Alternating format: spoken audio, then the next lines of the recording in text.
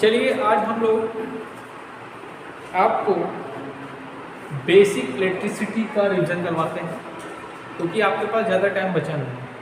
तो इस टाइम को यूटिलाइज करिए और मेरे वीडियोस को प्रॉपर देखिए। पहले हम स्टार्ट करते हैं चार्ज से। पहले हम बात करेंगे परमाणु की, ठीक है। एटम से स्टार्ट करते हैं। ये आपका क्या है? एटम, ठीक। ये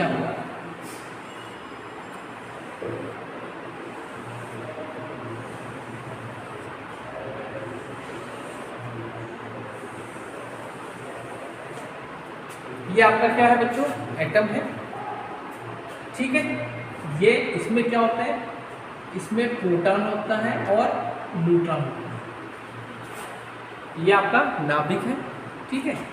नाभिक में क्या होता है? प्रोटॉन होता है और न्यूट्रॉन होता है। इसके सेल्स में ये आपका क्या है? प्रोटॉन है, ये आपका न्यूट्रॉन, और ये आपका क्या होगा? इलेक्ट्रॉन होगा,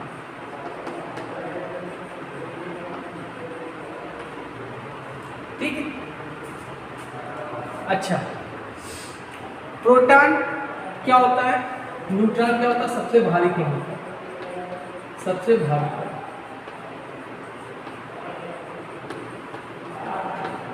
प्रोटॉन क्या होगा? इससे भारी कण होगा। सबसे हल्का इलेक्ट्रॉन होता है, सबसे हल्का, ठीक। अब बोरबरी ने बताया था, बोरबरी के अनुसार आपकी क्या होती है? KLNN। तो पहली कक्षा में कितने इलेक्ट्रॉन होंगे? दो होंगे। दूसरी कक्षा में 8 होंगे, तीसरी में 18, तीसरी में 32।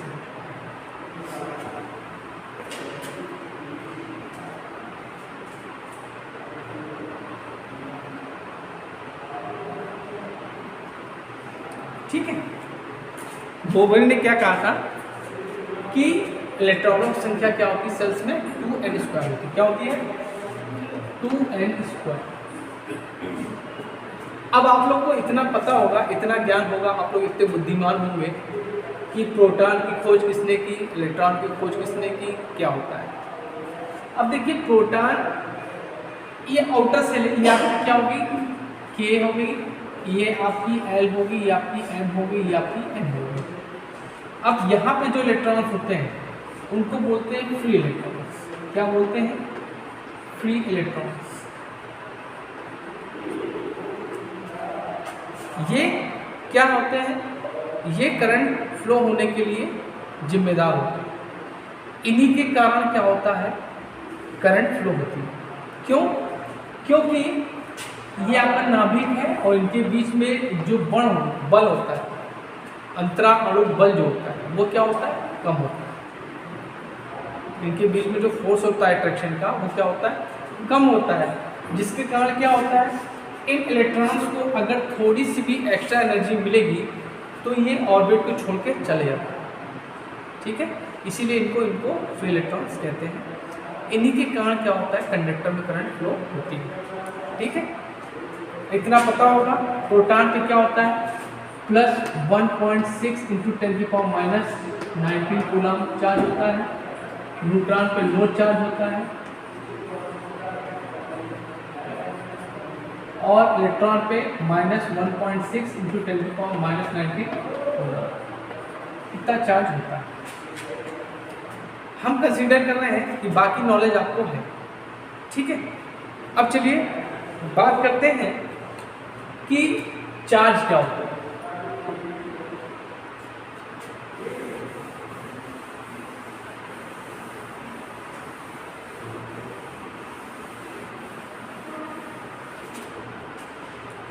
चार्ज से पहले आप लोग क्या बात करेंगे? हम कंडक्टर की, इंसुलेटर की और सेमीकंडक्टर। चलिए बात कर लेते हैं पहले कंडक्टर की। कंडक्टर क्या है?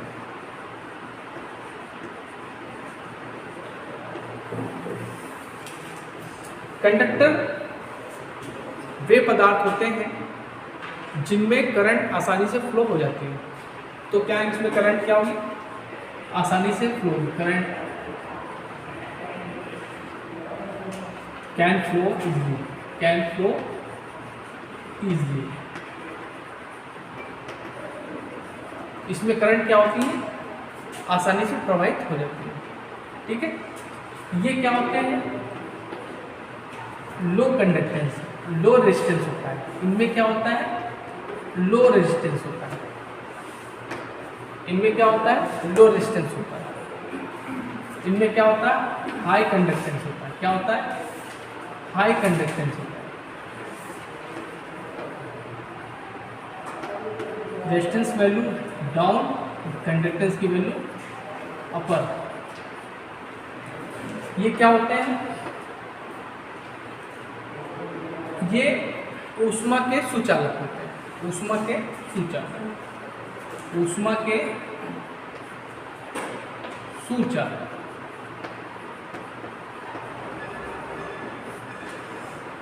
ठीक, सारी धातुएं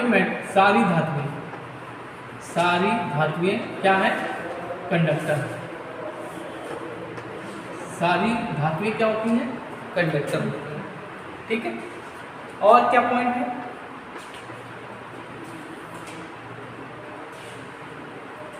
ये आपका क्या हो गया? Conduction band. और ये आपका क्या हो गया? Valence band. ये आपका कंडक्शन बैंड और ये आपका वैलेंस बैंड।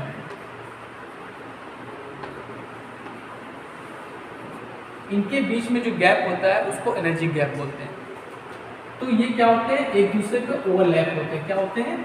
ओवरलैप होते हैं। ठीक है, क्या होते हैं? कंडक्शन बैंड और वैलेंस बैंड एक दूसरे पे ओवरलैप होते हैं। ठीक है, ओवरलैपिंग होते हैं। Overlapping between conduction and valence band.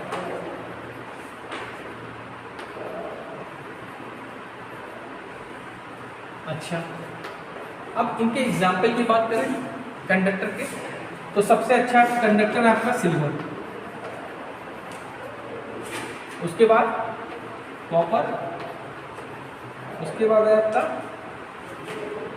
Gold, उसके बाद है एल्यूमिनियम।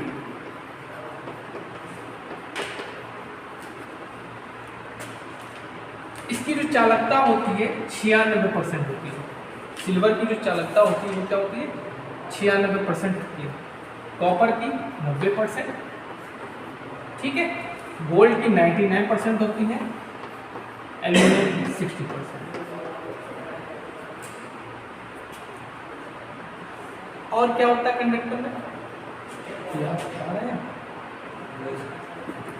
आठवां पॉइंट, एक होता है प्रतिरोध ताप गुणांक। प्रतिरोध ताप गुणांक, इनका जो प्रतिरोध ताप गुणांक होता है वो क्या होता है? पॉजिटिव होता है।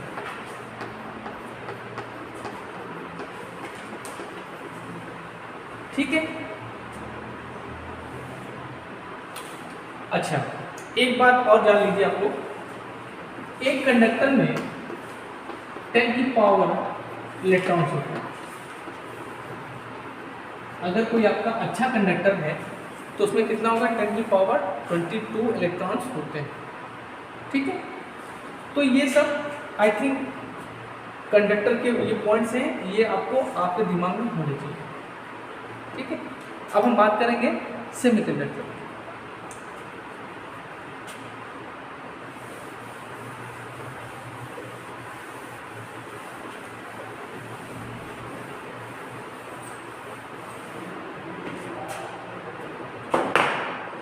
सेमीकंडक्टर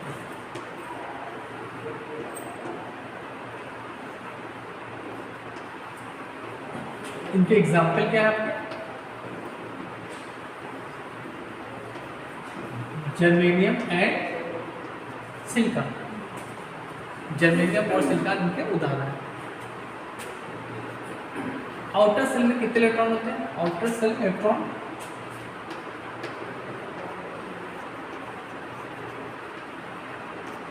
4, या कह सकते हैं इनकी वैलेंसी भी कितनी होती है?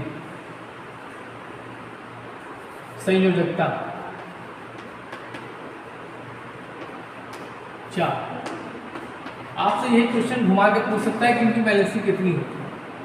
वैलेंसी क्या होती है? किसी भी पदार्थ के आउटर सेल, परमाणु के आउटर सेल में जितने भी इलेक्ट्रॉन्स होते हैं उनकी संख्या को वैलेंसी बोलते हैं। तो इसके आउटर सेल में कितने होते हैं? 4 इलेक्ट्रॉन होते हैं। ठीक है।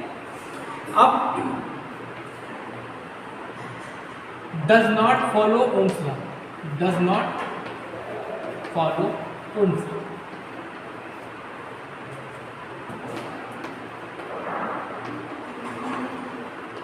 ये ओम्स के नियम को फॉलो नहीं करते। ठीक है। अगला पॉइंट क्या है? ये यूनी डायरेक्शनल होते हैं।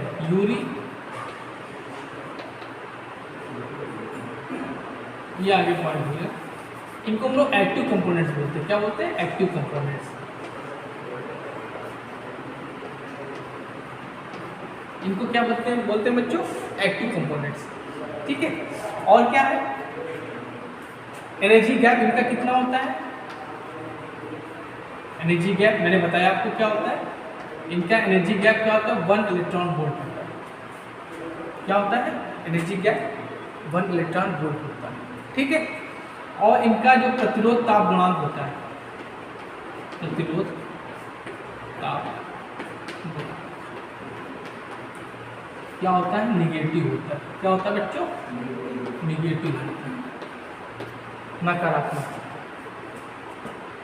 और क्या है पॉइंट सेमीकंडक्टर्स के?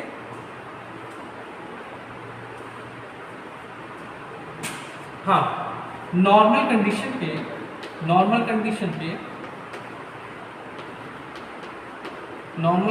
पर ये इंसुलेटर होते हैं। क्या होते हैं? इंसुलेटर। ठीक है। और टेम्परेचर एंड डोपिंग, टेम्परेचर और डोपिंग से क्या बन जाता है? कंडक्टर बन जाता है। ठीक है।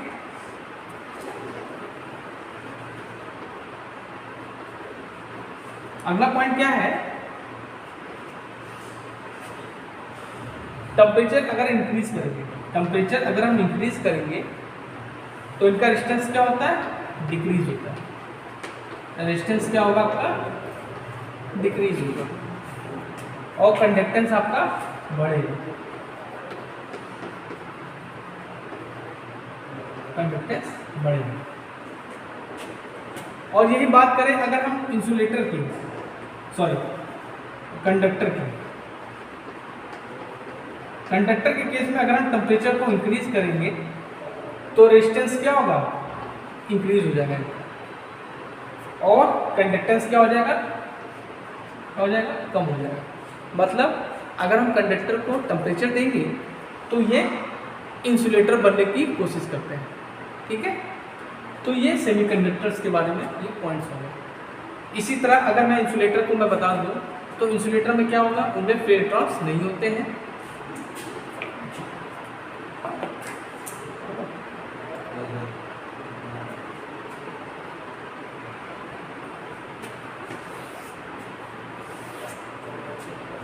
अब देखिए एग्जाम्पल इंसुलेटर की बात करें, क्या होगा? कागज और लकड़ी, सूखी लकड़ी। ठीक। अब इनमें से इलेक्ट्रॉन्स नहीं होते हैं। इलेक्ट्रॉन्स नो, इसमें इलेक्ट्रॉन्स नहीं होते। और क्या है? Energy gap. इनका जो एनर्जी गैप होता है बेटा 5 इलेक्ट्रॉन वोल्ट होता है। 5 इलेक्ट्रॉन वोल्ट होगा या 5 इलेक्ट्रॉन वोल्ट से ज़्यादा होगा। जैसे समझ लीजिए ये आपका कंडक्शन बैंड हो गया और ये आपका वैलेंस बैंड हो गया। फिर इलेक्ट्रॉन्स कहाँ होते हैं? यहाँ होते हैं। फिर इलेक्ट्रॉन्स क्या होते हैं? वैलेंस बैंड में होते हैं। और ये आपका कंडक्शन बैंड हो गया। तो इनको पार करके जब ये इलेक्ट्रॉन्स चले जाते हैं, ये आपका एनर्जी गैप होगा Eg। इसकी वैल्यू क्या होती है 5 इलेक्ट्रॉन वोल्ट या इससे ज़्यादा भी हो सकती है। तो एनर्जी गैप ज़्यादा होने के कारण ये इलेक्ट्रॉन्स क्या होते हैं, इसको पार करके कंडक्शन बैंड में नहीं जा पाते हैं। ठीक है, इसलिए क्या है, ये कंडक्टर नहीं बनता। ठीक, और बाकी हमने क्या बताया आपको कि इनको अगर हम टेम्परेचर देंगे तो ये इनका रेजिस्टेंस क्या होगा, कम होता है और कंडक्टर बढ़ता है। तो ये सब इंसुलेटर्स के बारे में भी हो गया। अब हम बात करेंगे चार्ज क्या होता है। ठीक है, चार्ज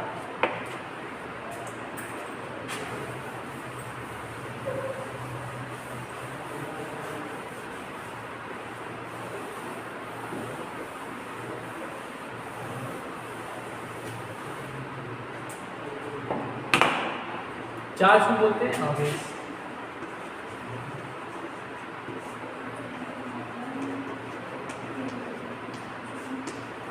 क्या कहते हैं, फ्री इलेक्ट्रॉन्स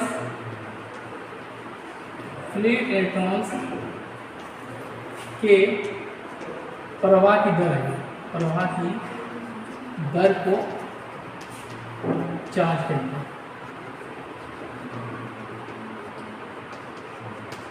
ठीक है, फ्री इलेक्ट्रॉन्स की प्रवाह की दर को हम लोग चार्ज करते हैं।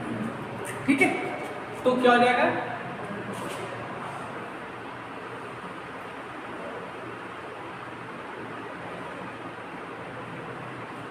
मतलब जितने भी फ्री इलेक्ट्रॉन्स होंगे, ठीक है, उनकी संख्या को हम लोग फ्री इलेक्ट्रॉन्स जितने भी फ्लो होंगे, ठीक है, उनको हम लोग चार्ज करते हैं। ठीक, तो चार्ज को रिप्रेजेंट कैसे करते हैं हम लोग, क्यू से। क्यू इक्वल टू क्या होता है बेटा, एन, मतलब जितने भी इलेक्ट्रॉन्स होंगे उनको चार्ज कर देंगे, फ्री इलेक्ट्रॉन जितने होंगे उनको चार्ज करेंगे। ठीक, और क्यू इक्वल टू क्या होता है बेटा, आई टी होता है। ठीक है, ये भी होता है, Q equal to I T भी होता है। ठीक है, अब इसकी अगर हम लोग यूनिट की बात करें तो यूनिट क्या होगी इसकी, कूलाम होगी। क्या होगी, कूलाम। ठीक, अब देखो यहाँ पे अगर हम, ठीक, तो एक कूलाम की वैल्यू अगर यहाँ पे n की वैल्यू 1 रख दें, n की वैल्यू 1 रख दें, तो एक कूलाम बराबर क्या हो जाएगा, अगर एक इलेक्ट्रॉन के लिए कहेंगे तो क्या होना है। ठीक, अगर यहाँ पे n की वैल्यू 1 रख देंगे तो क्या हो जाएगा, इफ 1 तो क्या हो जाएगा 1.6 इंटू 10 की पावर -19। मतलब अगर यहाँ पे Q बराबर n ही है, ठीक है, यहाँ पे n की वैल्यू 1 रखते हैं तो एक इलेक्ट्रॉन होगा। ठीक है, तो एक कूलाम को कितने 1.6 इंटू -19 कूल। ठीक, ये हो जाएगा। ठीक है, इतने मतलब एक कूलाम कितने इलेक्ट्रॉन होंगे, इतने इलेक्ट्रॉन नहीं, एक कूलाम मतलब यहाँ पे अगर हम नंबर ऑफ इलेक्ट्रॉन निकालेंगे, एक कूलाम जो होते हैं, एक कूलाम में कितने होते हैं 6.25 इंटू 10 की पावर 18 इलेक्ट्रॉन होते हैं। एक कूलाम में कितने इलेक्ट्रॉन होते हैं 6.25 इंटू 10 की पावर 6.25 इंटू 10 की पावर 18 इलेक्ट्रॉन होते हैं। ठीक है, तो अगर यहाँ से हम लोग Q बराबर क्या होगा, Q बराबर आई टी हो गया।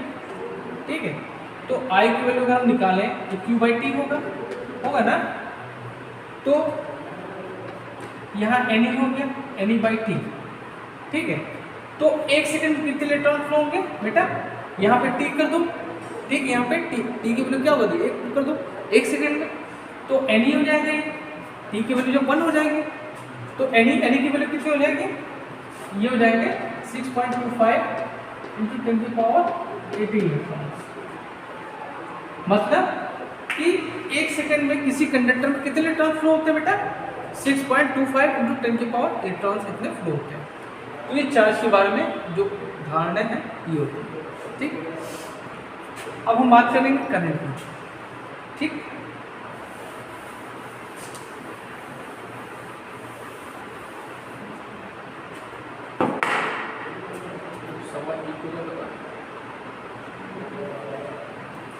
करंट, देखिए करंट क्या है, आवेश, फ्री इलेक्ट्रॉन्स के प्रवाह की दर को क्या कहते हैं, करंट कहते हैं। तो आई इक्वल टू क्या हो गया, Q बाई टी। ठीक, यहाँ से यूनिट क्या लिखिए, कूलम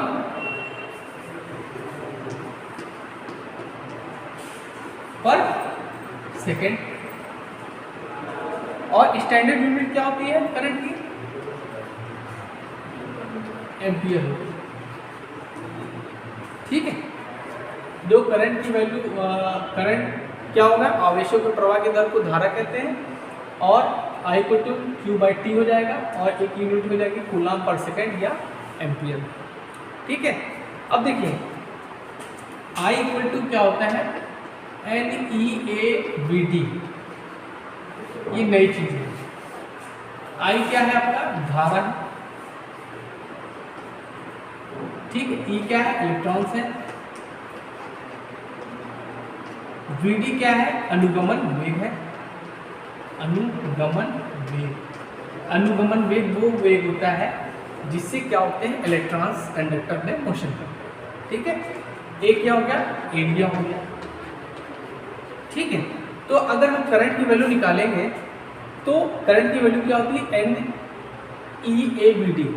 ठीक है, जो करंट की वैल्यू होगी वो किस पे डिपेंड करेगी, नंबर ऑफ इलेक्ट्रॉन्स पे डिपेंड करेगी, cross section area of the conductor depend करेगी, और उसकी वेलोसिटी पे डिपेंड करेगी।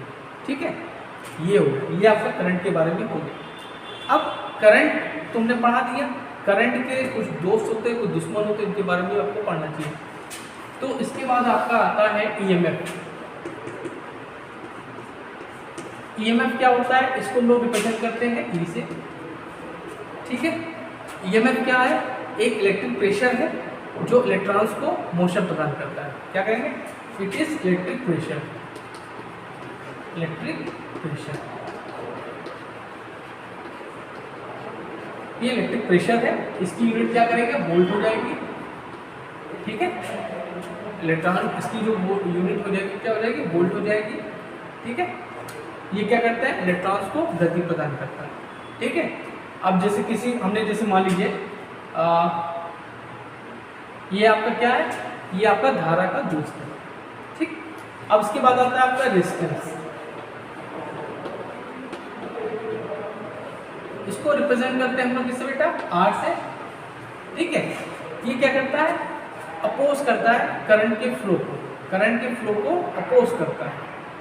और जो करंट होती है बेटा, हमेशा याद रखना, जैसे मान लीजिए आपका ये है कंडक्टर, तो अगर आपका इलेक्ट्रॉन्स इधर फ्लो हो रहे हैं तो करंट आपकी कैसे फ्लो होगी, ऐसे फ्री इलेक्ट्रॉन्स के अपोजिट डायरेक्शन में करंट फ्लो होती है। ठीक है, समझ में आया, क्लियर है। अच्छा, रेजिस्टेंस क्या करता है, कंडक्टर में करंट के फ्लो को अपोज करता है। क्या करता है, कंडक्टर के में करंट के फ्लो को अपोज करता है, या कह सकते हैं फ्लो ऑफ इलेक्ट्रॉन्स को अपोज करेगा। ठीक है, और इसकी अगर हम यूनिट की बात करें तो क्या होती है, ओम होती है। ठीक, अब इसके बाद हम इसके कनेक्शन देखेंगे तो रेजिस्टेंस के दो कनेक्शन होते हैं, एक सीरीज होता है। सीरीज में क्या होगा, दो रेजिस्टेंस हमने ये लगा दिए, ये आपका R1 हो गया, ये आपका R2 हो जाएगा। और अगर हम पैरेलल की बात करें, पैरेलल में क्या होता है कि एक रेजिस्टेंस ये हो गया और एक रेजिस्टेंस ये हो गया, ये आपका R1 हो गया, ये आपका R2 हो जाएगा। तो इनका तो रेजिस्टेंस सीरीज का अगर निकाले तो RD इक्वल टू क्या हो जाएगा, R1 प्लस R2 हो जाएगा। ठीक है, ओके, मान लीजिए अगर दोनों की वैल्यू क्या है, RR है, तो टोटल रेजिस्टेंस क्या हो जाएगा, 2R हो जाएगा। इससे ये पता चलता है कि सीरीज में रेजिस्टेंस की वैल्यू क्या होती है, बढ़ जाती है।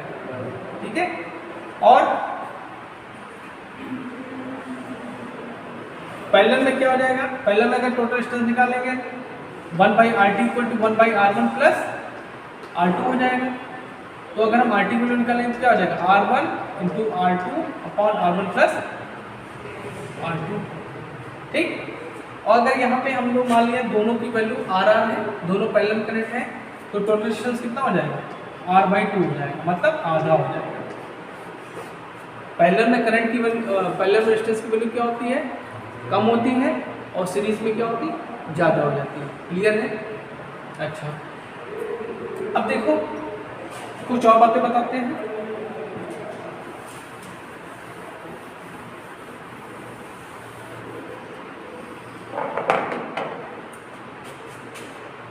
देखो रेजिस्टेंस इक्वल टू क्या होता है, देखो रेजिस्टेंस के कुछ नियम है, लॉ ऑफ रेजिस्टेंस जिसे बोलते हैं, law of resistance, law of resistance depends on temperature, depends on temperature.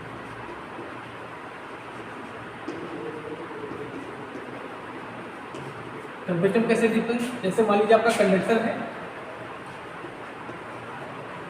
और ये आपका सेमीकंडक्टर, हमने यहाँ पे दो ही लिए, ठीक है बेटा। अगर आप क्या करेंगे, कंडक्टर के टेम्परेचर को बढ़ाएंगे, टेम्परेचर को हमने इंक्रीज किया, तो रेजिस्टेंस क्या हो जाएगा, बढ़ जाएगा। कंडक्टर के केस में रेजिस्टेंस क्या हो जाएगा, बढ़ जाएगा, और कंडक्टेंस क्या हो जाएगा, कंडक्टेंस क्या हो जाएगा, कम हो जाएगा। मतलब प्रतिरोधकता बढ़ जाएगी और चालकता कम हो जाएगी, मतलब ये इंसुलेटर बनने की तरफ चला जाएगा, ठीक है। और अगर हम सेमीकंडक्टर को टेम्परेचर इंक्रीज करेंगे तो रेजिस्टेंस की वैल्यू क्या हो जाएगी, अजुदिन क्या होगा बेटा, घट जाएगा, और कंडक्टेंस की वैल्यू बढ़ जाएगी। मतलब ये आपका क्या हो जाएगा, कंडक्टर बनने को कोशिश करेगा। दूसरा point, depends on material, depends on material. Material समझ रहे हो ना, कि आप मेटल्स यूज कर रहे हो, लकड़ी यूज कर रहे हो, क्या यूज कर रहे हो। तो मटेरियल में क्या है, जैसे आपका इंसुलेटर होगा तो रेजिस्टेंस की वैल्यू क्या होगी, ज़्यादा होगी। जैसे इंसुलेटर में बात करें, इंसुलेटर में तो रेजिस्टेंस की वैल्यू क्या होती है, हाई होती है, ठीक। और कंडक्टर में क्या होता है, रेजिस्टेंस की वैल्यू लो होती है। क्लियर है। अब तीसरा पॉइंट क्या है, R is directly proportional to L, मतलब लेंथ के डायरेक्टली प्रोपोर्शनल। अगर लेंथ बढ़ेगी तो रेजिस्टेंस की वैल्यू बढ़ेगी, और inversely proportional to cross section area. अब दोनों को मर्ज कर देंगे तो क्या आ जाएगा, R is directly proportional to L by 1। अब डायरेक्टली प्रोपोर्शनल का साइन हम हटाते हैं तो एक कांस्टेंट रखते हैं, तो यहाँ पे हम लोग रखते हैं रो। क्या रखते हैं, रो। तो हो जाएगा R equal to rho L by 1, ठीक है। अगर यहाँ से हम रो क्या है, रो बोलते हैं विशिष्ट प्रतिरोध, विशिष्ट प्रतिरोध, विशिष्ट प्रतिरोध या प्रतिरोधकता, या प्रतिरोधकता, ठीक है। तो अगर हम यहाँ से रो की वैल्यू निकालें तो क्या हो जाएगा, रो A बाई L हो जाएगा, ठीक। तो अगर हम इसकी यूनिट निकालें रो की तो क्या हो जाएगी, ओम मीटर। रो की यूनिट क्या हो जाएगी, ओम मीटर। क्लियर है। अच्छा देखो ध्यान दो, अगर कोई तार है, तार को अगर हम खींच के, ठीक, उसको एन टाइम्स लंबा कर दें, ठीक, तो जो रेजिस्टेंस क्या होगा, तार को खींचकर एन टाइम्स लंबा कर दें, एन टाइम्स बढ़ा दें, ठीक। जैसे कोई तार है उसको हमने खींच के लंबा कर दिया, ठीक, एन टाइम्स, ठीक। तो नया रेजिस्टेंस क्या हो जाएगा बेटा, आर डैश इक्वल टू क्या हो जाएगा, एन स्क्वायर आर हो जाएगा, ठीक है। पहले रेजिस्टेंस क्या था, वायर का आर था, हमने उसको खींच लिया, तो जो नया रेजिस्टेंस होगा क्या हो जाएगा, एन स्क्वायर बाई आर हो जाएगा, ठीक है, ओके।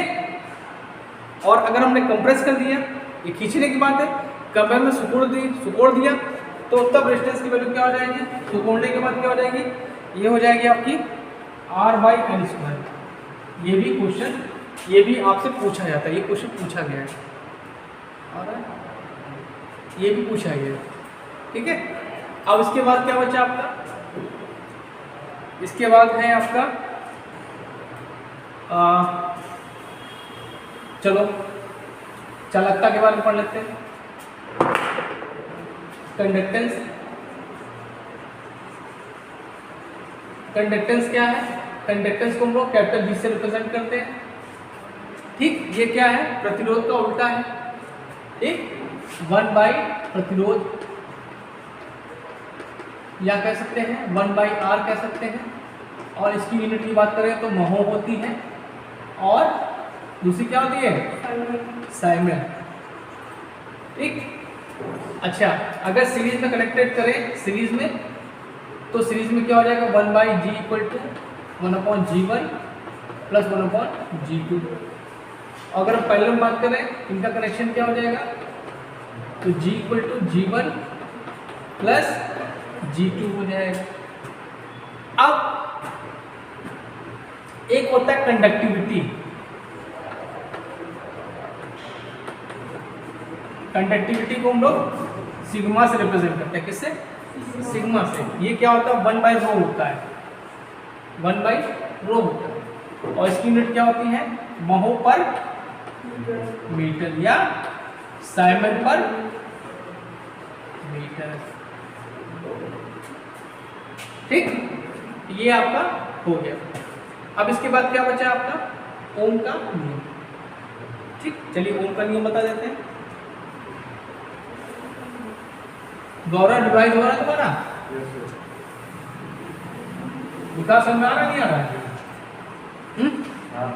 अच्छा, अब हम बात करें ओम का नियम, ओम्स लॉ। ओम्स लॉ ने क्या बताया था? देखिए, V by I equal to R. ये भी सही है, मतलब किसी भी चालक की भौतिक अवस्थाएं ताप और दाब को अगर हम स्थिर करें तो उसमें बहने वाली धारा तथा उसके सिरों पे लगने वाला विभवांतर का अनुपात क्या होता है? नियत होता है, या इसको कह सकते हैं V is directly proportional to I। ठीक, तो इसको सॉल्व करोगे तो ये फॉर्मूला आ जाएगा V is equal to IR। अगर हम कहें I is directly proportional to V, ये भी सही है, तो यहाँ पे हो जाएगा I इक्वल टू GV। ये दोनों ओम्स लॉ है, यहाँ पे कंफ्यूज होने की जरूरत नहीं है। अगर कोई कहता है V is directly proportional to I, ये भी सही है। अगर कोई कहता है I is directly proportional to, ये भी सही है आपका। ठीक है, कान को आप ऐसे पकड़ो चाहे घुमा के पकड़ो, एक ही बात है। ठीक है, अच्छा, ओम्स लॉ किस पे डिपेंड किस पे लागू होता है? पैसिव कंपोनेंट्स पे। पैसिव कंपोनेंट्स, पैसिव कंपोनेंट्स क्या होगा? रेजिस्टर हो गया, रेजिस्टेंस हो गया, कैपेसिटेंस हो गया, और इंडक्टेंस हो गया। एक्टिव कंपोनेंट्स आपके क्या होंगे?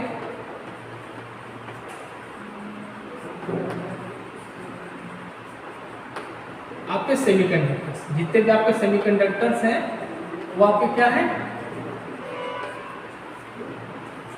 क्या है? एक्टिव कंपोनेंट से ओम्स फॉलो को नहीं करते, does not follow Ohm's law. ये फॉलो करेंगे, ये फॉलो नहीं करेंगे।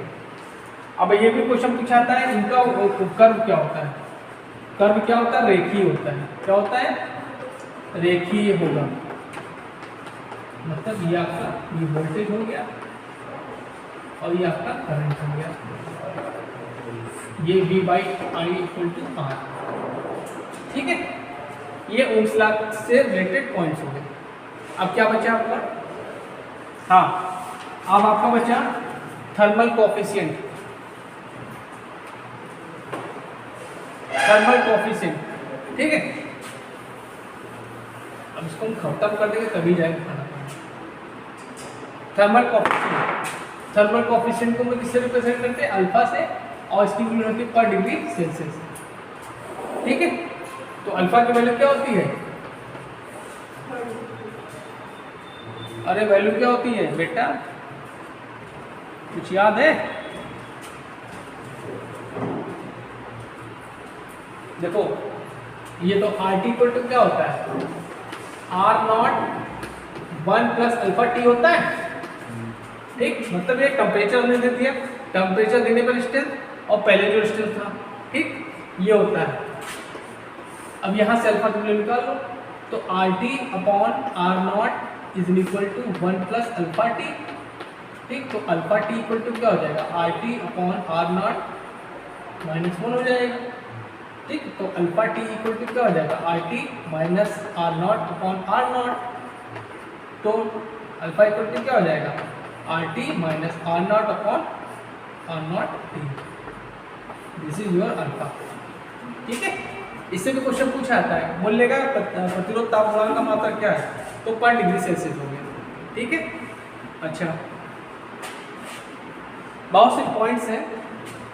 ठीक, अब नया लेटेस्ट क्वेश्चन आपका स्टार डेल्टा कन्वर्जन पूछा गया है, स्टार डेल्टा कन्वर्जन।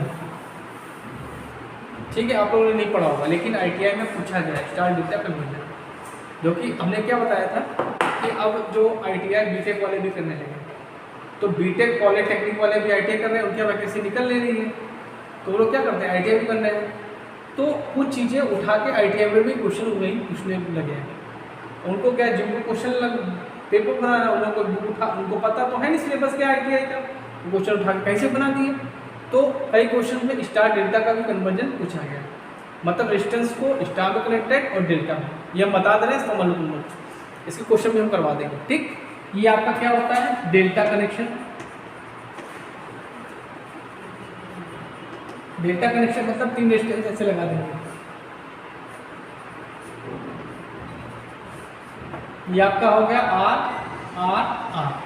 ठीक, ये अब नेमिंग दे दो इसको, ये क्या हो गया ABC, तो ये क्या हो जाएगा, इसको C का, तो ये,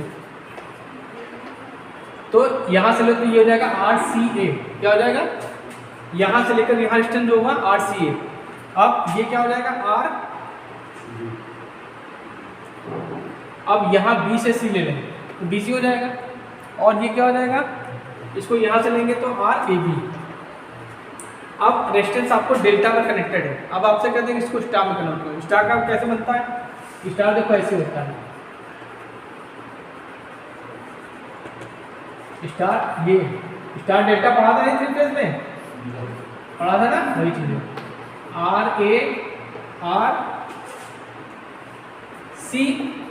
RARCRB, मतलब इस कनेक्शन को तुमको इसमें कन्वर्ट करना है, और कहते हैं कि इस कनेक्शन को इसमें कन्वर्ट करना है, तो कैसे करोगे। अब देखो डेल्टा टू स्टार अगर करेंगे, डेल्टा टू स्टार, समझ लो, अगर इसको हम इसमें कन्वर्ट करेंगे तो क्या फॉर्मूला हो जाएगा। अब देखो इसको इसमें कन्वर्ट करें तो ये RA होगा ना, तो इसकी वैल्यू क्या होगी, RA इज इक्वल टू हो जाएगा। अब देखो इसका फॉर्मूला क्या होता है, जैसे हमने इसको करना है, ठीक, इसको करना है, ठीक है,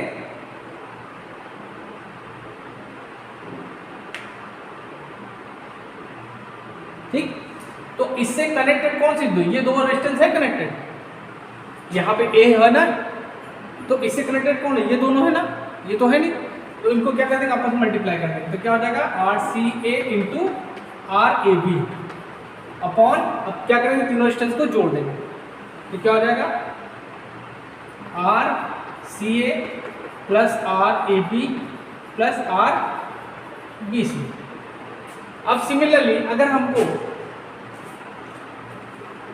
चलो हमको अगर RC की वैल्यू निकालनी है, तो RC से कौन से कनेक्टेड, ये C पॉइंट हो गया, इससे कौन दे, ये दोनों रेजिस्टेंस कनेक्टेड है, तो क्या हो जाएगा RCA इंटू RBC अपॉन, फिर तीनों जोड़ दो, RAB plus RCA plus RBC, समझ में आया।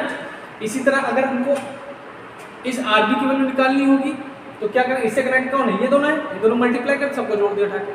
अब देखो स्टार से डेल्टा करना हो तो कैसे करेंगे, स्टार टू डेल्टा, मतलब आपको स्टार में दे दिया है, अब इसको डेल्टा में कन्वर्ट करना है, कैसे करोगे, इसका फॉर्मूला देखो अलग,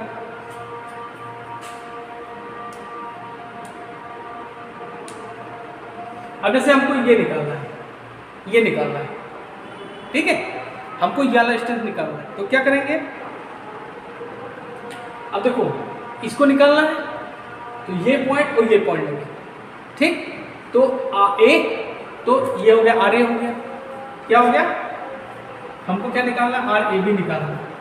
तो क्या हो जाएगा, हमको इससे कनेक्टेड जो है डिस्टेंस ये लिए हमने, तो क्या हो जाएगा ए और बी।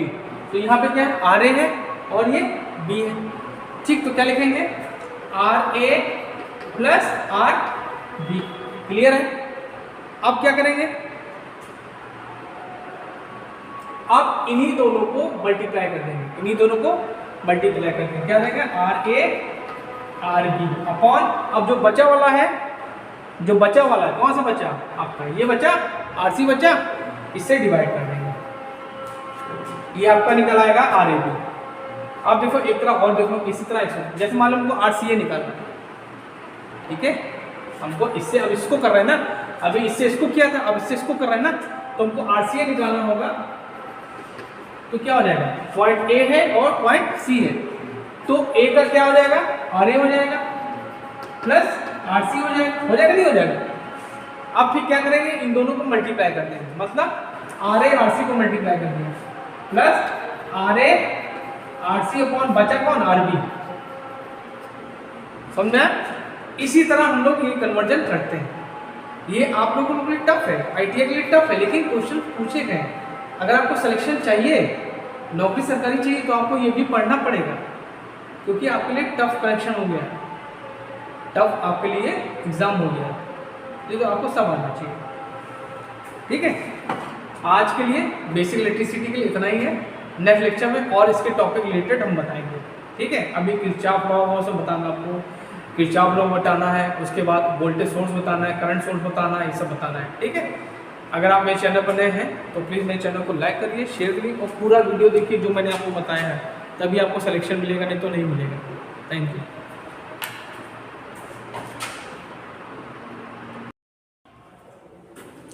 अब देखिए, अगर आपसे कहा जाए, ये तो आपका रेजिस्टेंस है, अगर आपसे कहा जाए कि ये आपका कैपेसिटेंस है,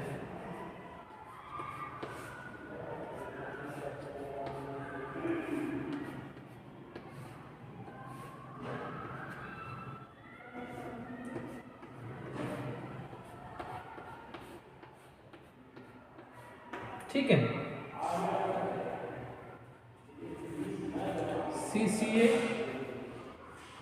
CCA और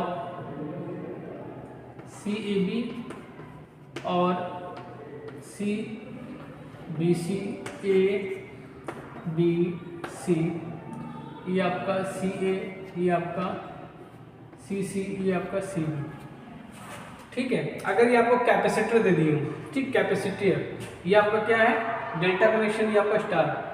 अगर आपसे कहा जाए delta two star, delta two star, delta two star क्या होगा आपको पता है,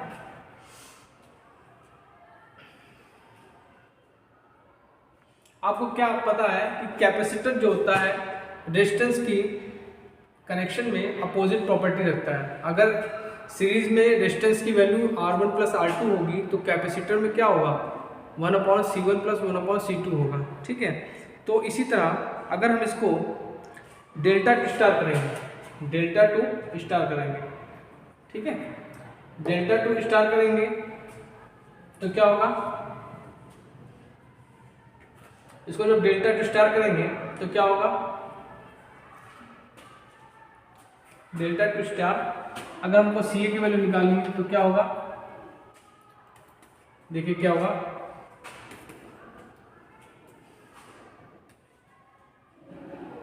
CA की वैल्यू निकालनी है तो क्या हो जाएगा, CA इंटू, ठीक है,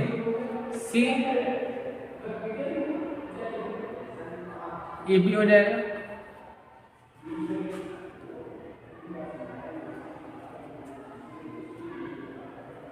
सॉरी, इसको हमको क्या करना है, डेल्टा टू स्टार करना है तो क्या हो जाएगा, ये है, इससे कनेक्टेड कौन है ये, तो क्या हो जाएगा Ca प्लस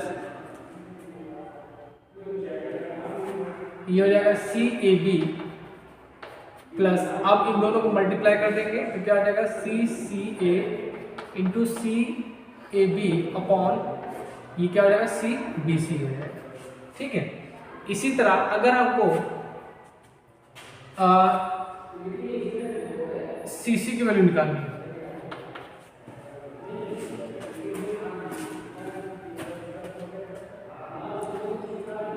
इसी तरह हमको CC की वैल्यू निकालनी है तो कैसे होगा CC। ठीक है, तो CC की वैल्यू निकालनी है तो क्या हो जाएगा, तो क्या हो जाएगा CAB प्लस CBC हो जाएगा प्लस इन दोनों मल्टीप्लाई कर देंगे CAB इंटू CBC अपॉन और ये हो जाएगा आपका CCA। ठीक है, तो ये आपका डेल्टा टू स्टार कनेक्शन हो गया। और इसका जस्ट उल्टा अगर हम क्या करेंगे, अगर हम इसको करेंगे स्टार टू डेल्टा, तो इसको यहाँ पर रखते हैं, यहाँ स्पेशल इसको थोड़ा हम ड्रॉप कर देते हैं।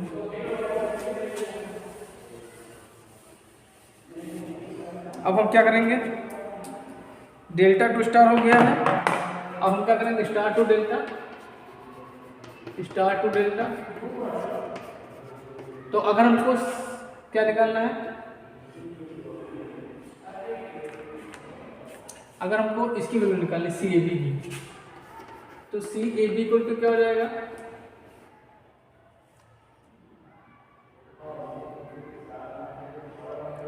CAB को निकालना तो क्या होगा, ठीक है। तो क्या करेंगे, हमको CAB की वैल्यू निकालनी है, तो इसमें फॉर्मूला हो जाएगा CA। ठीक, हमको इसकी वैल्यू निकालनी, तो आपका ये हो जाएगा CA और CA इंटू CC अपॉन क्या हो जाएगा, इन तीनों को जोड़ देंगे CA plus CB plus CC। इसी तरह अगर हमको CCA की वैल्यू निकालनी है, CCA की, तो क्या हो जाएगा CA into CB upon CA plus CB plus CC। तो ये आपका क्या होगा, स्टार टू डेल्टा कनेक्शन।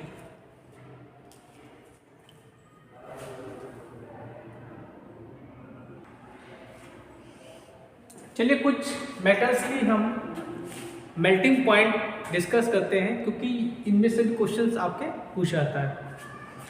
देखिए पहला आता है आपका कॉपर। ठीक है, तो कॉपर की जो मेल्टिंग पॉइंट है वो क्या, 1084 डिग्री सेल्सियस। सिल्वर का है 960 डिग्री सेल्सियस। और आपका जो गोल्ड है इसका है 1064 डिग्री सेल्सियस। टिन का है 232 डिग्री सेल्सियस। और आपका जो टंगस्टन है इसका है 3300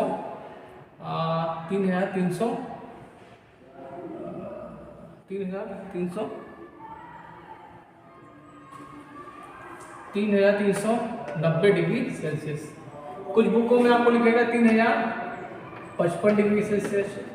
ठीक, तो दोनों सही है। ठीक है, आयरन का है 1538 डिग्री सेल्सियस, 1538 डिग्री सेल्सियस। और जो आपका एल्युमिनियम का है, एल्युमिनियम का है आपका 658 डिग्री सेल्सियस। और जो इसका नाइक्रोम का है 1400 डिग्री सेल्सियस। कहीं कहीं आपको मिलेगा 1445 डिग्री सेल्सियस, ये भी सही है। तो ये जो आपके मेटल्स हैं इनका मेल्टिंग पॉइंट्स आपको आना चाहिए। कॉपर का है 1084 डिग्री सेल्सियस, सिल्वर का है 960 डिग्री सेल्सियस या 961 डिग्री सेल्सियस, गोल्ड का है 1064 डिग्री सेल्सियस, टिन का है 232 डिग्री सेल्सियस, टंगस्टन का है 3390 डिग्री सेल्सियस। कुछ बुकों में 3355 डिग्री सेल्सियस मिलेगा। आयरन का है 1538 डिग्री सेल्सियस, एल्युमिनियम का है 658 डिग्री सेल्सियस। और जो आपका नाइक्रोम है, नाइक्रोम का है आपका 1400 डिग्री सेल्सियस या कुछ बुकों में आपको 1445 डिग्री सेल्सियस मिलेगा। ठीक है। अच्छा, ये आपको पता होना चाहिए, ठीक है।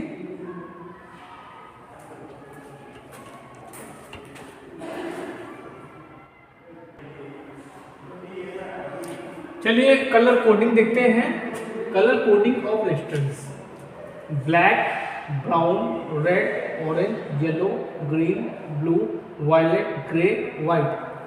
इनकी वैल्यू क्या होती है? ब्लैक की 1 होती है, ब्राउन की 1 होती है, रेड की 2 होती है, ऑरेंज की 3 होती है, येलो की 4 होती है, ग्रीन की 5 होती है, ब्लू की 6 होती है, वायलेट की 7 होती है, ग्रे की 8 होती है, इसकी 9। अब इनमें क्या करेंगे? इनमें जो हम क्या करेंगे, जो वैल्यू जो दी है, ब्लैक की 1 लेंगे, इसका ब्राउन का 10 की पावर 1 लेंगे, रेड का 10 की पावर 2 लेंगे, 10 की पावर 3 लेंगे, और येलो की 10 की पावर 4 लेंगे, 10 की पावर, ग्रीन का 10 की पावर 5 लेंगे, 10 की पावर 6 लेंगे, ब्लू का 10 की पावर 7, वायलेट का लेंगे, ग्रे का 10 की पावर 8 और 10 की पावर 8। और ये टॉलरेंस है, ठीक है। इसका क्या होता है? ब्राउन का ±1%, रेड का ±2%, ये सब आपके टॉलरेंस दिए हैं। अगर हमको रेजिस्टेंस की वैल्यू निकालनी है तो क्या करेंगे? जो वैल्यू दी है इसको 10 की पावर जो आपको दी मल्टीप्लाई उससे गुणा कर देंगे, और टॉलरेंस को, टॉलरेंस प्लस माइनस जो दिया है इसको सॉल्व करके जो निकालेंगे वो रेजिस्टेंस की वैल्यू निकल आएगी, ठीक है बच्चों। ये वैल्यूज आपको याद करनी है, आपको दिमाग में बैठा लेनी है। अगर आप दिमाग में बैठाएंगे तभी कर पाएंगे, क्योंकि इसमें से भी 1-2 क्वेश्चंस आपके आ सकते हैं, ठीक है।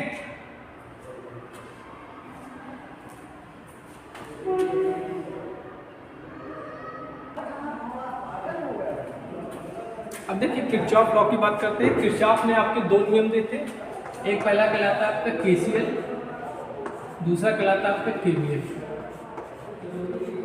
इसको नोड लॉ भी कहते हैं, ठीक है, और इसको वोल्टेज लॉ कहते हैं।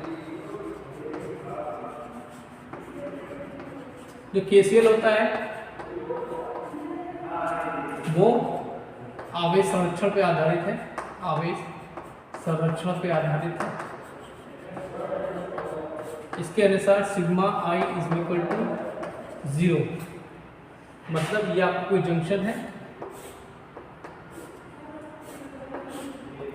इस जंक्शन पे जितनी भी धाराएं आ रही हैं या जा रही हैं उनका जो एल्जेब्रिक सम होगा वो क्या होगा? 0 होगा। मतलब कह सकते हैं जैसे मान लीजिए ये करंट आपकी आ रही है, ये करंट आपकी आ रही है, ये करंट आपकी जा रही है, ये करंट आपकी जा रही है, ये करंट आपकी आ रही है, ये तो I1, I2, I3, I4, I5 and I6। तो जो करंट जंक्शन की ओर आती है उसको प्लस लेते हैं, तो आपका I1 प्लस हो जाएगा, I2 भी आपकी आ रही है प्लस हो जाएगा, I3 दूर जा रही तो I3 माइनस हो जाएगा, I4 भी आपकी दूर जा रही तो माइनस का 4 हो जाएगा, ये आपको प्लस में हो जाएगा। I5 जंक्शन की ओर आ रही है और ये भी जंक्शन को आ रही है, I6 इक्वल टू 0। ये आपका किरचॉफ का पहला नियम है। यह कह सकते हैं, क्या कह सकते हैं? Sigma Q is equal to 0, ये भी कह सकते हैं, ठीक है। अच्छा, अब दूसरा नियम है, दूसरा नियम यह है कि sigma E is equal, sigma E plus sigma I R is equal to 0। ये क्या है? आपका ऊर्जा संरक्षण पे आधारित है, ऊर्जा संरक्षण पे आधारित है। इससे रिलेटेड जो न्यूमेरिकल्स है बच्चों, आप उसको जरूर देख लीजिएगा, क्योंकि उसमें से न्यूमेरिकल्स आपके पूछे जाते हैं, ठीक है। चलिए अब देखते हैं, अगर आपका सर्किट ओपन है तो देखिए जूल का नियम देख लेते हैं। जूल का नियम पूछा जाता है, जूल का नियम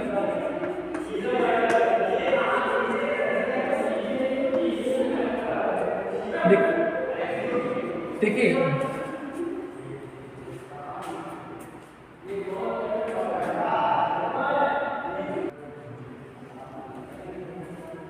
देखिए जूल का नियम में कहता है कि जब किसी कंडक्टर में करंट फ्लो होती है तो उसमें क्या होता है? ऊष्मा उत्पन्न हो जाती है, ठीक है। वो वायर क्या होता है? आपका गर्म हो जाता है, ठीक है। तो जो ऊष्मा होगी वो क्या होगी?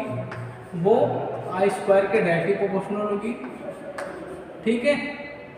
रेजिस्टेंस के डायरेक्टली प्रोपोर्शनल होगी और T के डायरेक्टली प्रोपोर्शनल होगा, तो this is first equation, this is second equation, this is third equation. इनको ऐसा मर्ज कर देंगे तो हो जाएगा I² RT, और इसको सॉल्व करते हैं तो ये वैल्यू आती है 0.24 I² RT, जिस इज नोन एज जूल का नियम। इसी को हम लोग बोलते हैं जूल्स लॉ। ठीक है, अब चलिए डिस्कस करते हैं ओपन सर्किट में क्या होगा। अगर आपका सर्किट ओपन है, ओपन सर्किट में क्या होगा, रेजिस्टेंस की वैल्यू इनफाइनाइट होगी, अनंत होगी। आर की वैल्यू 0 होगी, 0, और वोल्टेज आपका मैक्सिमम होगा।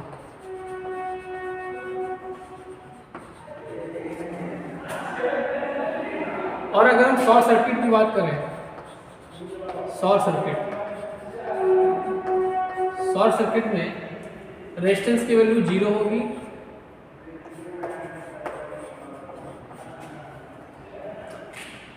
करंट की वैल्यू इनफाइनाइट होगी, अनंत, और वोल्टेज की वैल्यू 0 होगी। ठीक है,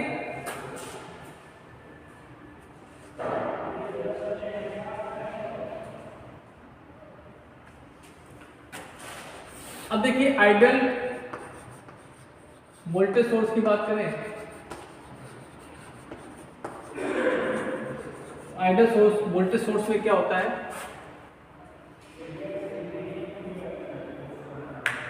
इसमें जो इंटरनल रेजिस्टेंस होता है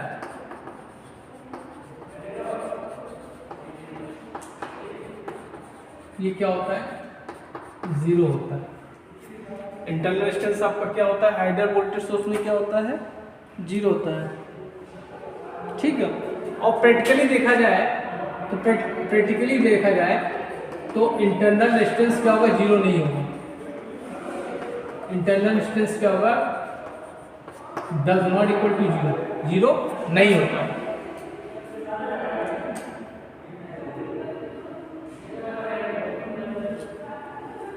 अब आइडियल करंट सोर्स की बात करें, ideal current source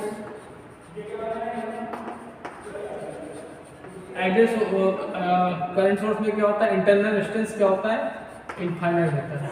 internal resistance क्या होगा, इनफाइनाइट होगा, लेकिन प्रैक्टिकली ये पॉसिबल नहीं है। प्रैक्टिकली देखा जाए, प्रैक्टिकली क्या होता है, internal resistance does not equal to infinite.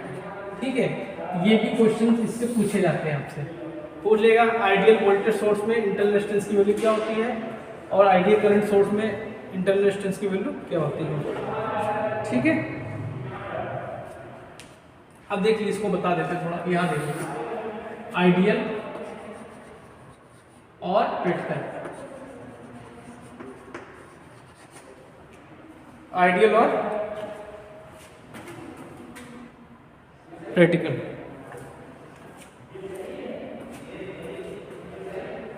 Ideal voltage source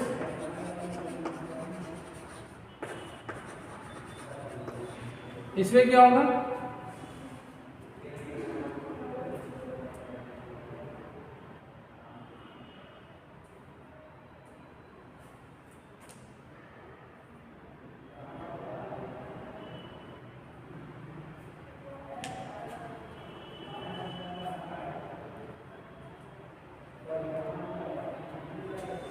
internal resistance क्या होगा, IN इक्वल टू क्या होगा, आइडियल में क्या होगा, 0 होगा, लेकिन इसमें प्रैक्टिकली क्या होता है, लो होता है। प्रैक्टिकली में क्या होता है, ये लो होता है। ठीक है, और करंट सोर्स